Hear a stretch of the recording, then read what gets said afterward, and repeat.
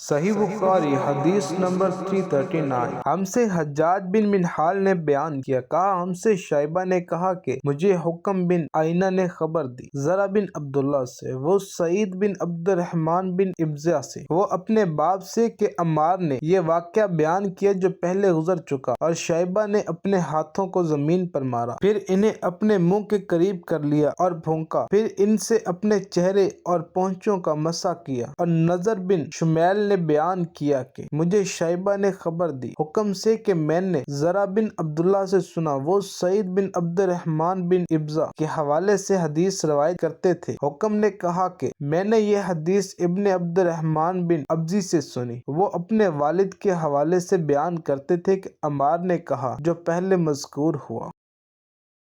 ہم سے سلیمان بن حرب نے بیان کیا، کہا ہم سے شیبہ نے حکم کے واسطے سے حدیث بیان کی، وہ زر بن عبداللہ سے، وہ ابن عبد الرحمن بن ابزی سے، وہ اپنے والد سے کہ وہ عمر رضی اللہ عنہ کی خدمت میں حاضر تھے، اور عمار رضی اللہ عنہ نے ان سے کہا کہ ہم ایک لشکر میں گئے ہوئے تھے، بس ہم دونوں جنبی ہو گئے، اور اس میں ہے کہ بجائے نفع فی حامہ کے انہوں نے طفل فی حامہ کیا۔